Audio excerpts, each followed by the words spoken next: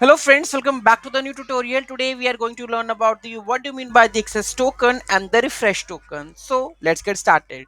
So the modern API uses two token system. Each token has a distinct role. One is short-lived and used constantly, and the other is one long-lived and used only to get a new short-lived token. So let's see. So what is access token? So a short-lived credential sent with every API request. In the authorization header, it provides who are to the server right now.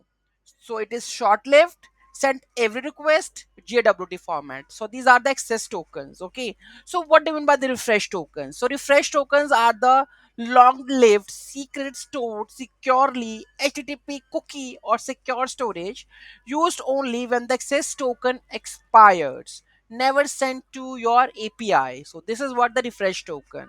Okay, so let's see how the auth flow works. So let's take an example. User login in the post auth login. Okay, so user sends the credentials like email and the password, and server validates and against the database and login. Okay, server issues both tokens. Server generates a signed access token, that is JWT, with expiration 15 minutes, and a refresh token, opaque, or the JWT, expires in 7 days. Refresh token is saved in the DB.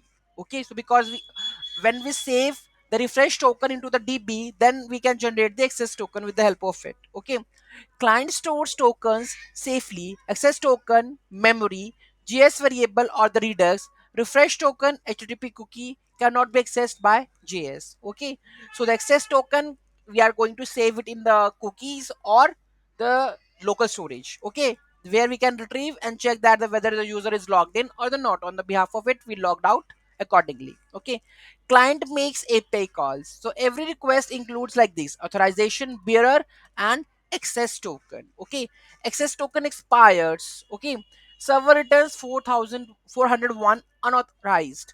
Client intercepts this and silently calls refresh token instead of logging out. Okay, so there are many ways. Somehow some people, like I'm also using the JWT. So what we are doing, so automatically when the access token is expired, so we generally log out and ask him to again username and password to validate and generate the access token. So we follow that process. If you follow different process, do let me know in the comment section. Silent token refresh: server validates the refresh token, issues a new access token, and optionally a new refresh token. Rotation: user never notice the expiration. Okay, so this would be the also the flow. Okay, so let's take an example. The flow it is. So this is the server generate tokens, then server verify the tokens. So this is the function that requires authorization. Then we have to split the bearer, and accordingly we have to send matching the verify the access secret, and then token expired or not validate according to it we are doing. Then we have a refresh token route. Okay, generate access token, generate refresh token. Okay, so client Axios interceptor. So here we are just sending the credentials like this.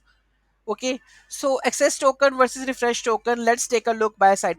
So lifetime 15 minutes, 1 hour. We can set refresh token 7 to 30 days.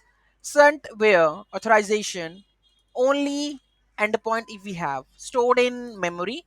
HTTP cookie contains user ID, email, expiry, only user ID and expiry. If stolen, attackers has a short window, 15 minutes. Very dangerous. Revocable hard. Yes, delete from the DB. Rotation, you should fresh every refresh. Okay, rotated on each use recommended. Format JWT or opaque random string. Right. Best practices and the common mistake. Use HTTP only cookie. Never store the refresh tokens in the local storage or the session storage. It is vulnerable to XSS attacks. Use HTTP only cookies that JS cannot read. Rotate refresh tokens. Issue a new refresh token every time the old one is used. If an old token is reused, revoke the entire session. Keep access token short lived. 15 minutes is the sweet spot. If an access token is stolen, the attacker's window is small. Don't go longer than 1 hour. Store refresh tokens in DB. Save refresh tokens server side. This allows you to revoke them on logout, password change, or suspicious activity. Use strong secrets. Your JWT secrets must be cryptographically random to 56-bit. Use separate secrets for access and the refresh tokens stored in the environment variables. Never put secrets in the payload. JWT payloads are base 64 encoded, not encrypted.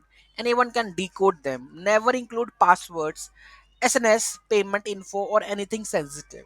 Okay, so one more thing that I come into the mind whenever we do the social logins like Google, Facebook, or GitHub or something, they provide us the access token and the refresh tokens.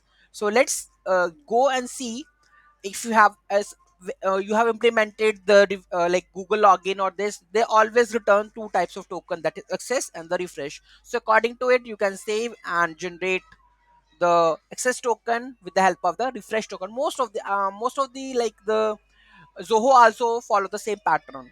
They return both the access token and the refresh tokens, and after that you can generate. If you don't want, the user can be sign out automatically, right? So this is the way that they are using. So I think this would be the best. So you can use that way. Okay. Thank you so much for watching this video. Let's see in the next video we are going to talk about the latest AI that definitely you have to use and make it use into your coding, right? So see you in the next video. Thank you so much for watching this video. Have a great day.